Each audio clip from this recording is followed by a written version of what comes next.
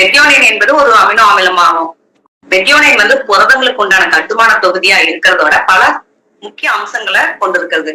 இதுல குறிப்பா சொல்லணும்னா கந்தகம் கொண்ட மூலக்கூறுகளா மாற்றக்கூடிய திறன் கொண்டது மெத்தியோனைன் ஆகும். நாம பார்க்கிற அமினோ அமிலங்கள்லயே 2 மட்டும்தான் கந்தகம் கொண்ட மூலக்கூறுகளை உருவாக்கும் திறன் கொண்டது. அதில் ஒன்று மெத்தியோனைன், மற்றொன்று சிஸ்டைன் ஆகும். இப்ப கந்தகம் கொண்ட மூலக்கூறுகள் திசுக்களோட பாதுகாப்புக்கும் டிஎன்ஏவை பராமரித்தல், மாற்றி அமைத்தல் மற்றும் உயிரணுக்களை சரியான செயல்பாட்டை பராமரித்தல் போன்றவற்றை செய்ய உதவுதுங்க. மெத்தியோனைன் இதுல என்ன செய்யுதுன்னு பாத்தீங்கன்னா, மெத்தியோனைன் மற்றும் சிஸ்டைன் என்ன செய்யுதுன்னு பாத்தீங்கன்னா, நமக்கு உடல்ல இருக்கிற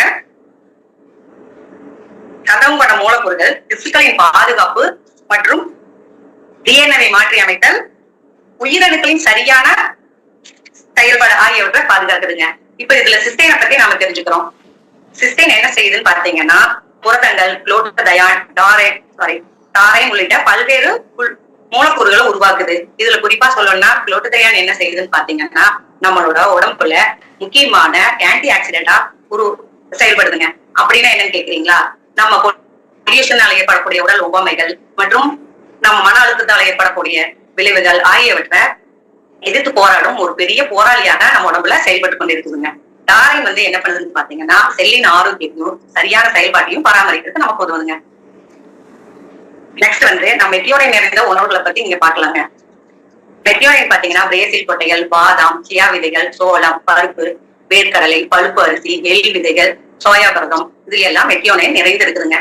நம்ம இதெல்லாம் தெரியாம தான் பாதாம் 2 சாப்பிடுவோம், வேர்க்கடலை கொஞ்சம் அள்ளி சாப்பிட்டு போவோம், எள் விதைகள்ல சாப்பிட்டுட்டு இருப்போம். ஆனா இதுல எல்லாம் இந்த மெத்தியோனைன் என்ற அமிலம் நிறைஞ்சிருக்கிறதையே நம்ம இப்பதான் தெரிஞ்சுக்கிறோம். நெக்ஸ்ட் மெத்தியோனைனால் ஏற்படும் நன்மைகள். பெருங்குடல் புற்றுநோயை அபாயத்தை குறைக்கிறதுக்கும் கல்லீரல் செயல்பாட்டை ஒழுங்குபடுத்தவும் நமக்கு உதவுதுங்க. எலும்புகளின் வலிமையை மேம்படுத்துது, நம்மளோட எடையை குறைக்க உதவுது. மேலும் சொல்ல போனா பார்க்கின்சன் நோயாளிகளின் நடுக்கத்தை குறைக்க உதவுது.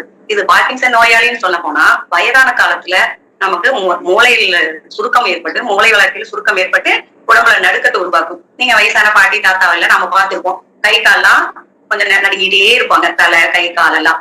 இதையெல்லாம் குறைக்கணும்னா நமக்கு மெத்தியோனைன் கண்டிப்பா தேவைப்படுங்க. நம்ம உடம்புல இருக்க நரம்பியல் செயல்பாட்டை மேம்படுத்த உதவுகிறதுங்க. முக்கியமா குறிப்பிடனா ஹோமோசிஸ்டைன் அளவை பராமரிக்குதுங்க.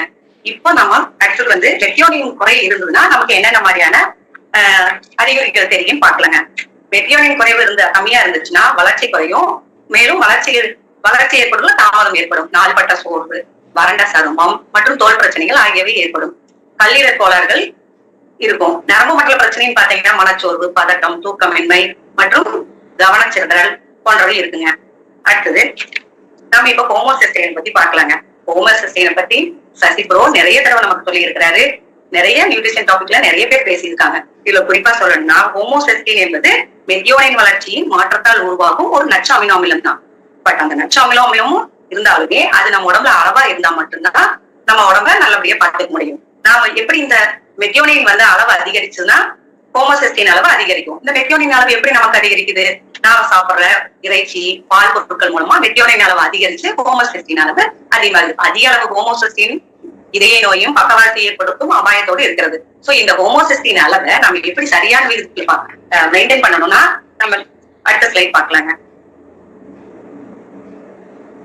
ஹோமோசிஸ்டைன் அதாவது நம்ம எல்லா அமினோ அமிலங்களும் நம்ம உடம்பால உருவாக்க முடியுமா என்று தெரியாது. மெத்தியோனைன் வந்து நம்ம உடம்பால உருவாக்க முடியாது. இதை வந்து நம்ம சாப்பிடுற சாப்பாட்டு மூலம் மட்டுமே எடுத்துக்க முடியும். ஹோமோசிஸ்டைன் எப்படின்னா நம்ம உடம்புல நம்ம இதயத்துல இருக்கிற ரத்த நாளங்கள்ல கிராச்சஸ், அதாவது ஹோமோசிஸ்டைன் அளவு மெத்தியோனைன் அளவு அதிகரிக்கும் போது ஹோமோசிஸ்டைன் அளவு அதிகமாகி நம்ம இதயத்தில் உள்ள ரத்த நாளங்கள்ல கிராச்சஸ் வருங்க. அந்த கிராச்சஸ் சரி பண்ண புதுசா திசுக்கள் அது மேல மேல மேல மேல போட்டுக்கிட்டே உருவாக்கிட்டே வரும்போது அது நாள்பட்ட கொழுப்பு கட்டி அமிலங்களா மாறிடும். இந்த கொழுப்பு கட்டி தான் நம்ம வந்து ரத்த நாளங்கள், அதாவது இதயத்துக்கு போற ரத்த வலிகளை அடைக்குதுங்க. இதனாலதான் நமக்கு இதய ஸ்ட்ரோக்கு, இதய நோய் எல்லாம் வருதுங்க. இது எப்படி நம்ம சமனா பயன்படுத்திக்கணும்னா இந்த இடத்துல ஒரு முக்கியமா புரோட்டீன் இதுல என்னென்ன தேவைன்னு பாக்கலாங்க. இதை வந்து நம்ம சரி பண்ணணும்னா இந்த இடத்துல ஒரு திருக்குறள் கண்டிப்பா சொல்லி ஆகணுங்க. நோய் நாடி நோய் முதல் நாடி அறுத்தணிக்கும், வாய் நாடி வாய்ப்பை செய்யுது. இந்த குரல் கொண்டாட விளக்கம் எல்லாரும் தெரிஞ்சிருக்கும். நோய் வர்றது எப்படி, வரக்கு முன்னாடி அதை எப்படி காப்பாற்றலாம், வந்த பின் அதை எப்படி சரி செய்யலாங்கிறதா இந்த குரலோட விளக்கம். இப்போ இந்த ஹோமோசிஸ்டைன் அளவை நம்ம கரெக்டா பராமரிக்கணும்னா நமக்கு மெத்தியோனைன் தேவைப்படுது. மெத்தியோனைன் நம்ம எப்படி எடுத்துக்கலாம்? நம்ம சாப்பிடுற சாப்பாட்டு மூலமா. அது எது மூலமா கிடைக்கும்? புரோட்டீன் மூலமா. நம்ம புரோட்டீன் மூலமா மெத்தியோனைன் எடுத்துக்கிட்டு மெத்தியோனின் வந்து ஹோமோசிஸ்டின் அளவை பராமரிக்குது. இப்ப மெத்தியோனின் அளவு அதிகமாகும் போது அது ஹோமோசிஸ்டேனா மாறி ஹோமோசிஸ்டேன் இல்லைன்னா சிஸ்டைனா கன்வெர்ட் ஆகணும். சிஸ்டைன் இல்லைன்னா மெத்தியோனினா திருப்பி மாறணும். இதுக்கு நமக்கு தேவை விட்டமின் பி. பி காம்ப்ளெக்ஸ் வந்து ரிச்சா எடுத்துக்கணும். கூடவே மெத்தியோனின் எடுக்கும்போது மெத்தியோனின் எடுக்கிறது தேவையான புரோட்டீன். இந்த புரோட்டீன் வந்து நமக்கு எப்படி கிடைக்குது அப்படின்னு பார்க்கும்போதுதான் நமக்கு நம்ம நியூட்ரிலேட் வழங்குது ஆல்பனன் புரோட்டீன் பவுடர். இந்த புரோட்டீன் பவுடர் பத்தி சொல்லணும்னா இது புரோட்டீனை பத்தி நம்ம சகோதர சகோதரிகள் நிறைய முறை சொல்லி இருக்காங்க. இந்த புரோட்டீன்ல என்னென்ன இருக்குன்னு பாத்தீங்கன்னா சோயா, மஞ்சள் பட்டாணி மற்றும் கோதுமை இவை நிறைஞ்சிருக்கு. அதுவும் எப்படி நினைக்கிறீங்க, அதனோட தாவர தன்மை மாறாம நியூட்ரிலேட் நமக்கு கொடுத்திருக்காங்க. இந்த புரோட்டீன் பவுடர்ல நமக்கு தேவையான அனைத்து அமினோ அமிலங்களும் நமக்கு கிடைக்குதுங்க. இப்ப வேர்ல்டு சுகாதார அமைப்பு என்ன சொல்லுதுன்னு பார்த்தோம்னா நம்ம உடம்புக்கு தேவையான அமினோ அமிலங்கள் ஒரு நாளைக்கு எவ்வளவு எடுத்துக்கணும்னு சொல்லி இருக்கு. நாம எடுத்துக்கிற இந்த ஆல் பிளான்ட் புரோட்டீன் பவுடர்ல அந்த அமினோ அமிலங்கள் எவ்வளவு இருக்குன்னு ஒரு சர்வே கொடுத்திருக்காங்க. உலக சுகாதார அமைப்புக்கு சொல்ற அளவை விட மத்த எல்லா அமினோ அமிலங்களோட அளவும் அதிகமா தான் இருக்கு.